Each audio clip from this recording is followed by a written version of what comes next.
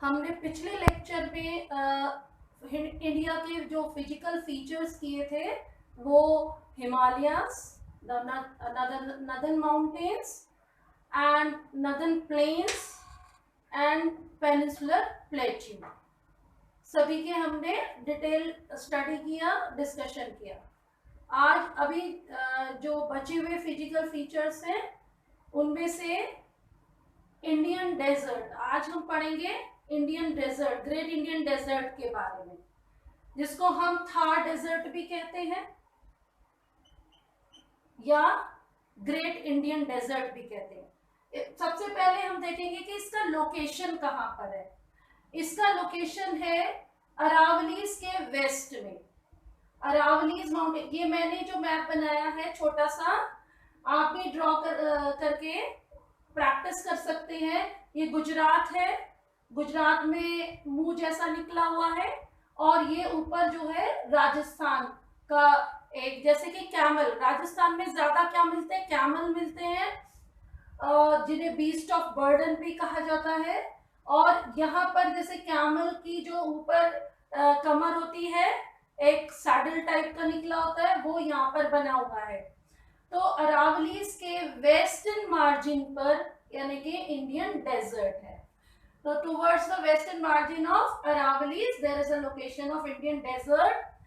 ये Indian desert plain सी है, माने जैसे नदर्न प्लेन का ही एक्सटेंडेड पार्ट है जो हमारे गंगा के प्लेन्स हैं, पर ये लेवल में नहीं है, अनड्यूलेटिंग है, यानी कि इसका जो स्लोप है वो बहुत ऊंचा नीचा है। So that is why this is undulating plain. पर ये डेजर्ट है, और यहाँ का जो क्लाइमेट है, अगर हम उसकी स्टडी करते हैं क्लाइमेट की, तो यहाँ पर हाई टेम्परेचर,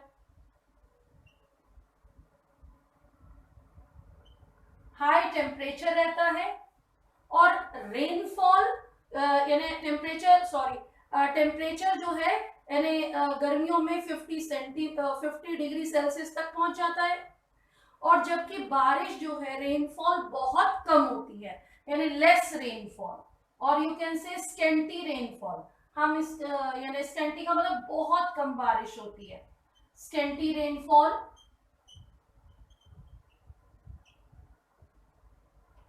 और ये रेनफॉल की अगर देखा जाए तो साल भर में केवल 15 सेंटीमीटर रेनफॉल होती है पर ईयर। 15 सेंटीमीटर कह लीजिए या 150 मिलीमीटर और 150 मिलीमीटर रेनफॉल होती है, और ये भी पूरे पर ईयर होती है, ये एक साल के अंदर।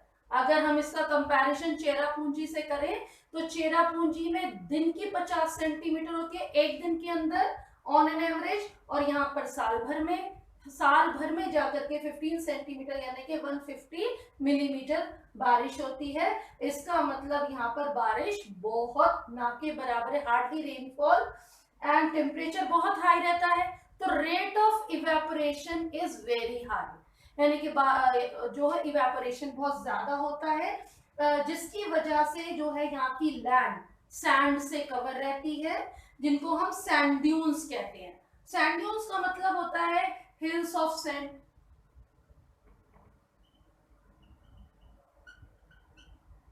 तभी तो ये अनड्यूलेटिंग है, यानी कि रेत, जमीन के ऊपर रेत का जो डिपोजिशन हुआ है वो जो है हिल्स के फॉर्म में है, उनको हम सैंड ड्यून्स कहते हैं।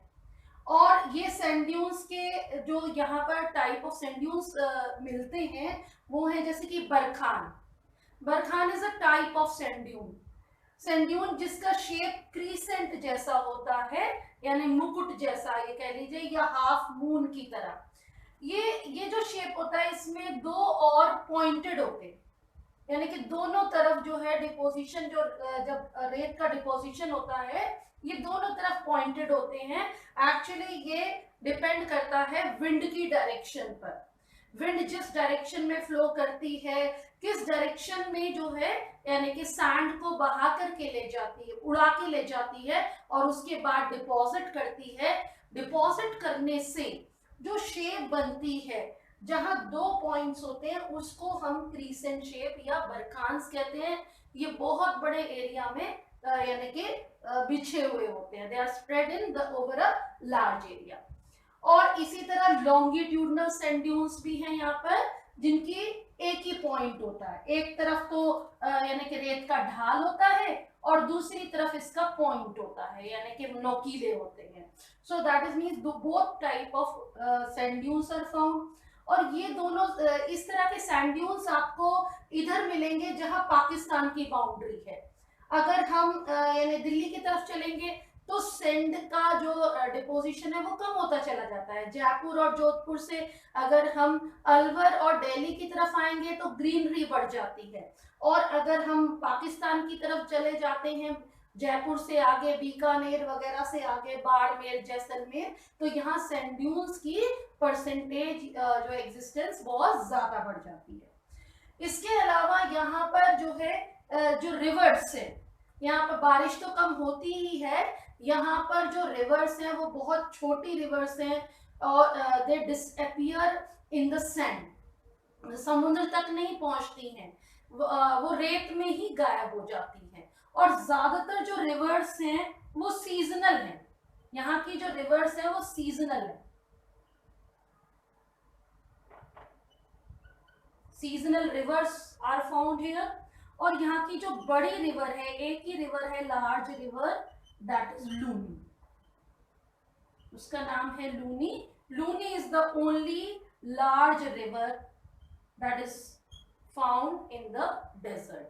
तो ये सब सीजनल हैं और रेन पर डिपेंड करती हैं, और ड्राई सीजन में ये ड्राई हो जाती है। तो अभी हम दूसरा वो करेंगे टॉपिक। तो ये fifth physical feature, coastal planes. Coastal का मतलब है कि जो समुद्र के किनारे होते हैं, समुद्र के किनारे जो बैंक ऑफ द ओशन और सी, दैट इज कोस्ट।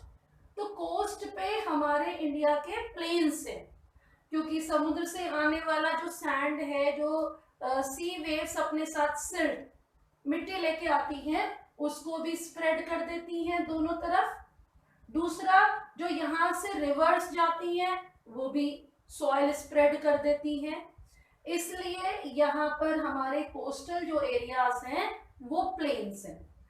अब अगर हम इसकी लोकेशन देखें तो यानी पहले तो मैं इसको डिवाइड कर दूंगी कोस्टल प्लेन को दो पार्ट में, क्योंकि हमारे इंडिया के दोनों और जो है वाटर बॉडी है, राइट हैंड में यानी ईस्ट में बे ऑफ बंगाल और वेस्ट में अरेबियन सी है। अगर हम लेफ्ट हैंड देखें तो western coastal plain, western coastal plain means it is a sandwich, it is a kind of sandwich between Arabian Sea and Western Ghat, जो कि हमने पहले पढ़ा था पेनिनसुलर प्लेट्यू में। वेस्टर्न घाट यानी कि पेनिनसुलर प्लेट्यू का वेस्टर्न एज, वेस्टर्न किनारा। तो वेस्टर्न एज जो वेस्टर्न घाट है और अरेबियन सी के बीच में जो ये प्लेन्स हैं ये सैंडविच की तरह हैं, तो ये तो वेस्टर्न कोस्टल प्लेन है।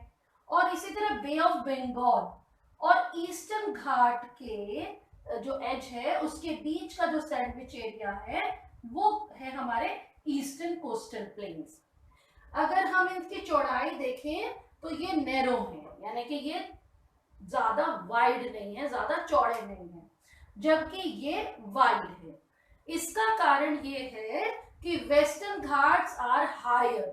मैंने आपको पहले भी वो लेक्चर में बताया था जब हमने पेनिनसुलर प्लेट्यू डिस्कस किया था, उसमें वेस्टर्न घाट डिस्कस किया था। तो वेस्टर्न घाट्स क्योंकि स्टीप हैं, बहुत ही खड़े ढाल हैं, इस तरह से माउंटेन्स टाइप के हैं। इसकी वजह और साथ में हमारे एक और रीजन है कि हमारे इंडिया में ज्यादातर रिवर्स का जो डायरेक्शन है वो ईस्टवर्ड है, ईस्टवर्ड फ्लो है। ज्यादातर नदियां जो हैं ईस्ट की तरफ फ्लो करती हैं और बे ऑफ बंगाल में बहती हैं। बहुत कम रिवर्स हैं, यानी कि जो मेन तो हमारी दो ही रिवर है, नर्मदा और तापी, जो वेस्ट फ्लोइंग रिवर है, वेस्ट की तरफ जाती है, बाकी सारी रिवर जितनी भी मेन रिवर्स हैं वो बे ऑफ बंगाल में जाती हैं। दूसरा, ये वेस्टर्न एज हमारा बहुत ऊंचा है, इससे निकलने वाली रिवर्स भी इस तरफ ही बहती हैं।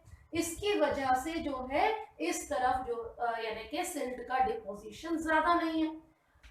ये ब्रॉड है, ये ब्रॉड इसलिए है क्योंकि जितनी भी रिवर्स हैं यहाँ पर बहने वाली, जैसे कि महानदी, महानदी गोदावरी सेकंड नंबर पर गोदावरी है, पहला है ये Mahanadi first river, second Godavari, third Krishna, this is third river Krishna river, and then fourth Kaveri, ये कावेरी रिवर है। ये जो किनारे पर आती हैं अपने साथ सिल्ट लेके आती हैं और कोस्टल एरिया में डिपॉजिट करती हैं और डेल्टा का फॉर्म करती है। यहाँ पर ये सारी रिवर जो हैं they form the delta, delta बनाती है, जिसकी वजह से ये ब्रॉड हो गए हैं। अब ये जो कोस्टल प्लेन्स है ये भी, इनका भी फर्दर डिवीजन किया जा सकता है। हम इनको फर्दर डिवाइड करेंगे। देखो मैंने यहाँ पर डिवाइड किया हुआ है, ये इस तरह से बना के।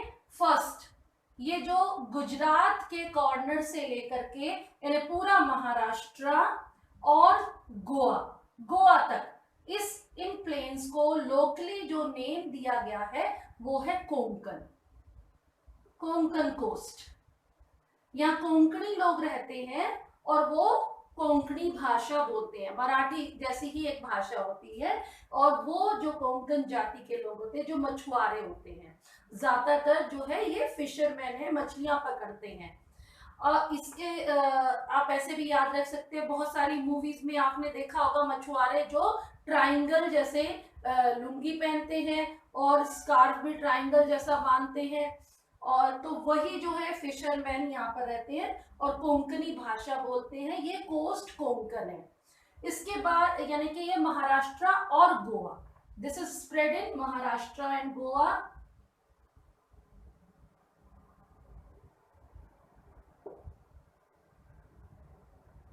और ये सेकंड नंबर पर है जो इसमें कर्नाटका में स्प्रेड है, उसको हम कहते हैं कन्नड़ प्लेन्स।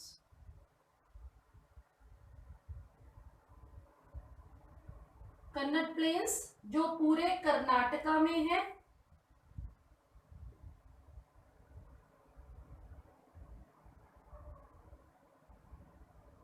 इसके बाद थर्ड जो है पूरा केरला में, केरला वाले रीजन में जो कोस्टल प्लेन्स हैं इनको हम कहते हैं मालाबार, जो थर्ड वाले हैं।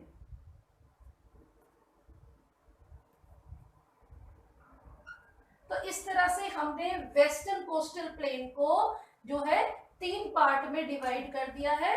First Konkan coast, second Kannada plains and third Malabar coast. इसी तरह हम ईस्टर्न कोस्टल प्लेन को का डिवीजन करेंगे, मगर इसको 2 ही पार्ट में डिवाइड किया गया है। फर्स्ट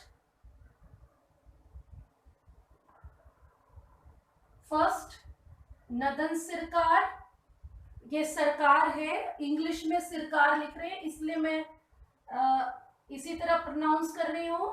ये वैसे सरकार है, नदन सरकार, पर इसकी स्पेलिंग इस तरह से है इसलिए आप ऐसे स्पेल आउट कर सकते हैं, नदन सरकार। और जो सेकंड है यहां से विशाखापट्टनम से नीचे, ये जो है कंटिन्यूअस ओडिशा और आंध्र प्रदेश में है। इसके बाद विशाखापट्टनम यानी आंध्र प्रदेश की ही यानी कोस्टल एरिया पर है, विशाखापट्टनम से लेकर के और नीचे कन्याकुमारी तक ये रीजन कहलाता है कोरोमंडल कोस्ट।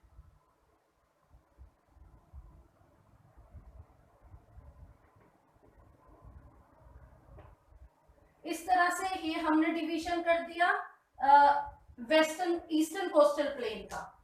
तो ईस्टर्न कोस्टल प्लेन को भी हमने 2 पार्ट में डिवाइड कर दिया। ये these are the local names, these are the local names, the local people called these coastal plains in those areas.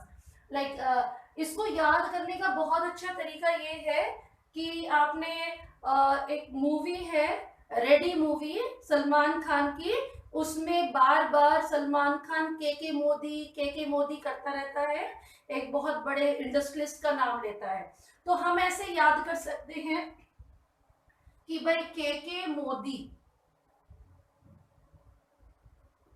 Modi ने एनसीसी में पार्टिसिपेट किया, एनसीसी में पार्टिसिपेट किया।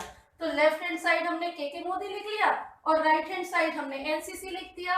अब के फॉर कोंकण, के फॉर कन्नड़, कर्नाटका में कन्नड़ भाषा बोली जाती है, और कोंकण कोंकणी भाषा है। और मोदी से हम मोदी ना लिख करके फिर हम इसको क्या कर देंगे, मालाबार, जहां माला से याद रख सकते हैं हम नेकलेस। और फिर एनसीसी, एनसीसी का जो आपकी स्कूल में होती है एनसीसी, उससे याद रख सकते हैं। तो यहाँ पे एनसी से नगन सरकार एंड देन सरकार।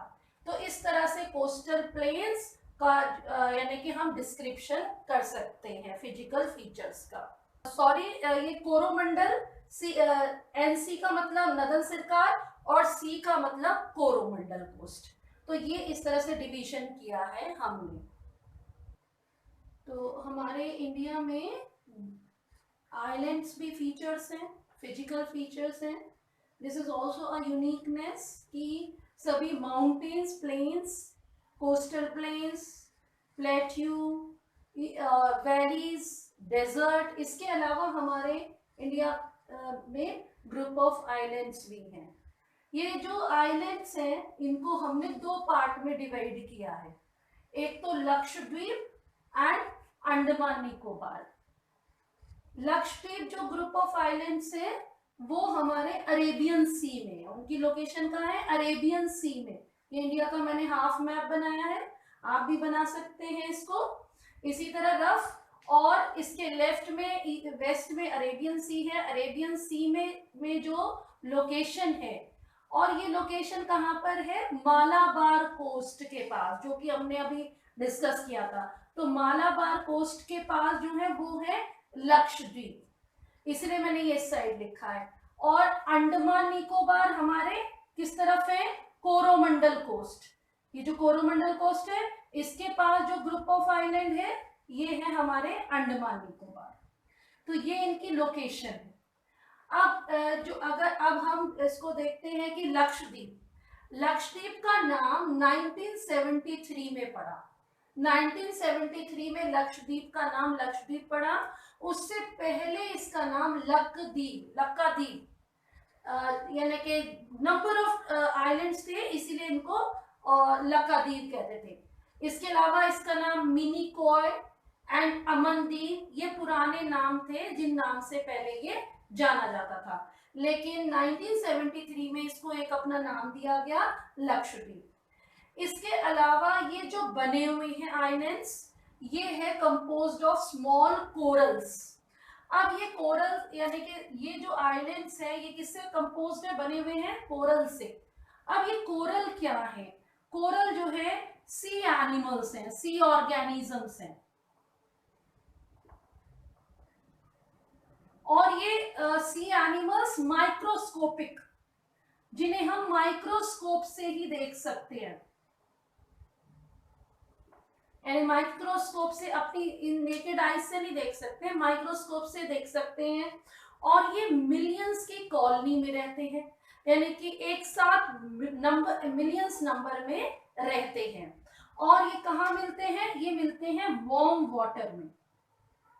वार्म वाटर जहां ओशियंस में गर्म पानी रहता है, यानी कि इक्वेटर के पास, इक्वेटर से ट्रॉपिक ऑफ कैंसर तक हमारे ओशियंस और सी बॉडी जो वाटर बॉडीज हैं उसमें पानी गर्म रहता है। तो ये वार्म वाटर में मिलते हैं और ज्यादा गहराई पर नहीं मिलते, शैलो डेप्थ में मिलते हैं ये, दे आर फाउंड। और ये मिलियंस की कॉलोनी में रहते हैं और यानी कि कैल्शियम कार्बोनेट रिलीज करते हैं, यानी सेक्रीट जो करते हैं ये एक पदार्थ जिसको हम कैल्शियम कार्बोनेट कहते हैं। तो उससे एक तरह का स्कल, हार्ड स्कल बन जाता है, और जब इनकी डेथ हो जाती है तो ये एक माउंटेन फॉर्म यानी रॉक का फॉर्म ले लेते हैं, रॉक बन जाते हैं। तो इस तरह से इनके ऊपर क्योंकि सॉइल डिपॉजिट होती रहती है, एक साथ मरते हैं, एक साथ डेथ होती है। तो ये जो बने हैं ये आइलैंड्स क्या हैं, कोरल्स के ऊपर, कोरल्स के ही डेड बॉडीज पर जो यानी कैल्शियम कार्बोनेट जमने से और सॉइल के डिपोजिशन से जो हार्ड एरिया रॉक्स डेवलप हुई हैं उनसे ये लक्षद्वीप बने हैं। इसका जो एरिया है वो 32 स्क्वायर किलोमीटर एरिया है, ज्यादा एरिया में नहीं फैले हैं। इनकी जो कैपिटल है लक्षद्वीप की हेड क्वार्टर जो है, क्योंकि ये जो है यूनियन टेरिटरी है, ये स्टेट नहीं है, इसलिए इसकी जो हेडक्वार्टर है वो कवारती है। यहाँ पर ये क्योंकि बहुत सारे आइलैंड्स हैं, उनमें से एक आइलैंड है पिटी आइलैंड, जहाँ पर बर्ड सेंचुरी बनाई है, बट इट इज अनइनहैबिटेड, यहाँ पर लोग रहते नहीं हैं। ये बायोडाइवर्सिटी यानी ग्रेट बायोडाइवर्सिटी का मतलब है यहाँ तरह तरह के वनस्पतियां यानी पेड़ पौधे, जंगल और जानवर मिलते हैं, यानी that is variety of animals and variety of plants are found in this Lakshadweep. Okay, अब आते हैं अंडमान निकोबार पर। तो Andaman Nicobar chain of islands है, आप देख रहे हैं कि बहुत सारी एक चेन की तरह है आइलैंड, और इसको हम ज्योग्राफी में आर्कीपीलैगो बोलते हैं, इस टर्म को जो है यानी आर्कीपीलैगो बोलते हैं।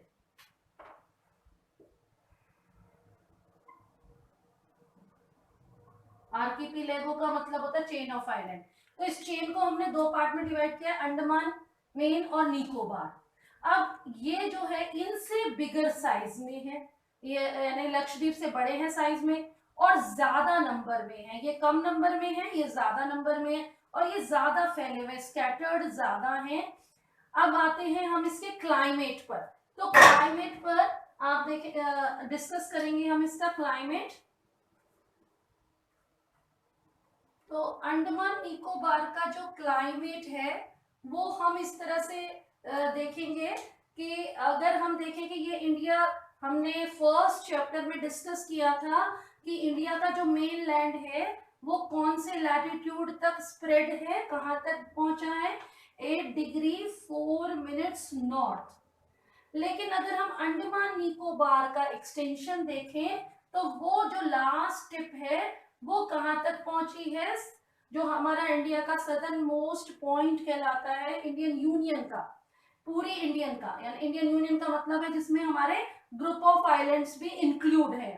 तो ये है 6 डिग्री और 4 मिनट्स नॉर्थ, यहां तक है।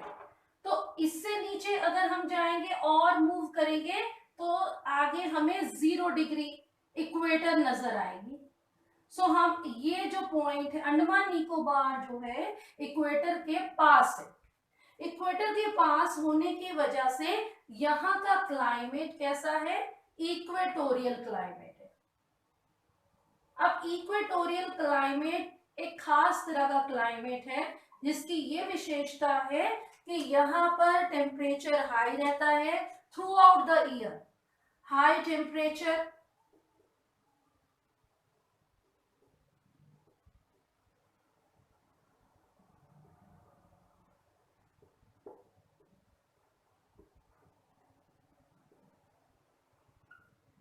और heavy rainfall. This is also throughout the year.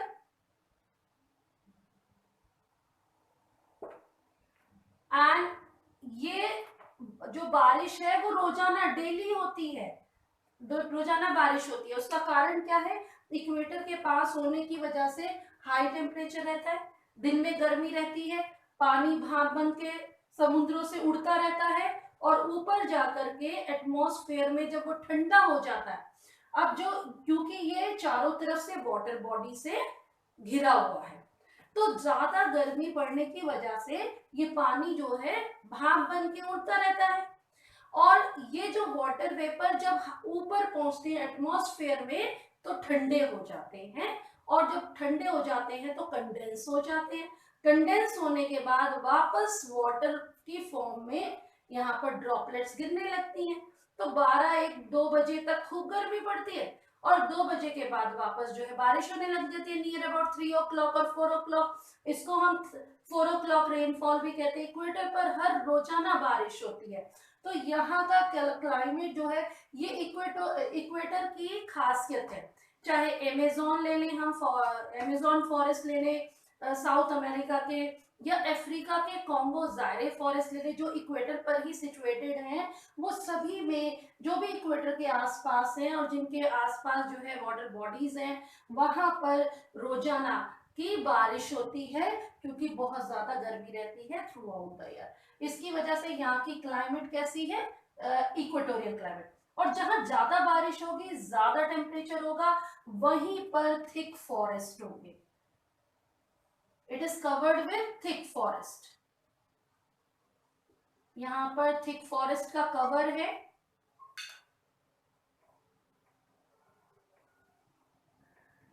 इसके अलावा यहाँ की एक खासियत और है, अंडमान निकोबार में हमारे इंडिया का ओनली 1 एक्टिव वोल्केनो है।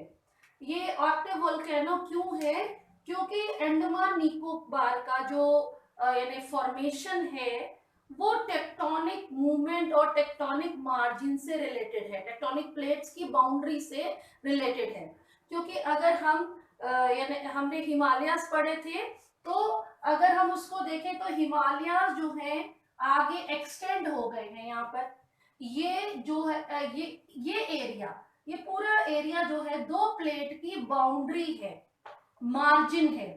इधर इंडो ऑस्ट्रेलियन प्लेट और इधर जो है हमारी Eurasian plate.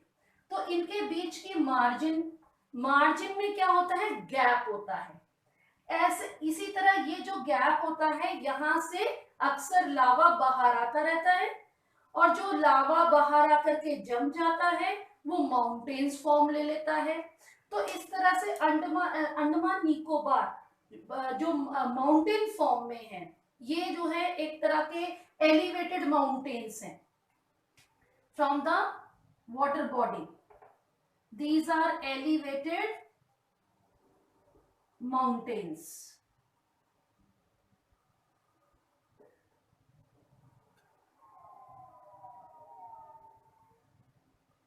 in the water body।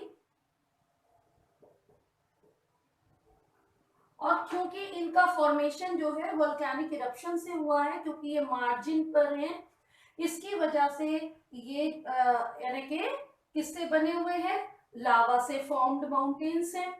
यहाँ इसी वजह से जो है यहाँ पर बैरन आइलैंड,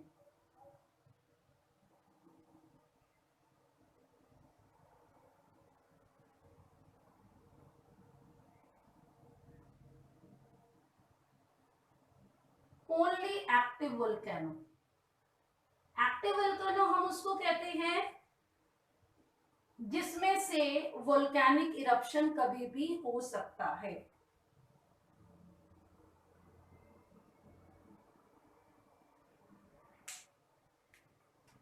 वोल्केनो जो है 3 तरह के होते हैं, आपने पढ़ चुके होंगे पहले छोटी क्लासेस में। डोरमेंट वोल्केनो, इसी तरह एक्सटिंक्ट वोल्केनो।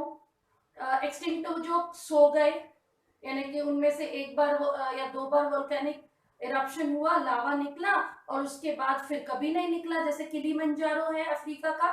इसी तरह जो है डोरमेंट होते हैं।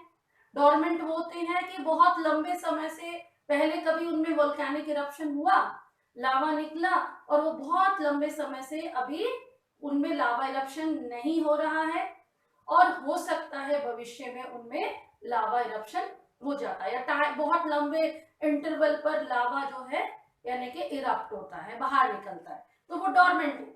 और एक्टिव वो है जिसमें से कभी भी लावा निकलता है, वो एरिया यानी कि इसमें अंडमान निकोबार में है। तो इस तरह से हमने इस चैप्टर के अंदर जो फिजिकल फीचर्स हैं वो पढ़े हैं। ये लास्ट जो हमारा है अंडमान निकोबार एंड लक्षद्वीप, ये ग्रुप ऑफ आइलैंड्स है। तो यहाँ हमने फिजिकल फीचर्स ऑफ इंडिया को कंप्लीट कर लिया है। अब नेक्स्ट लेक्चर में हम नेक्स्ट चैप्टर से स्टार्ट करेंगे।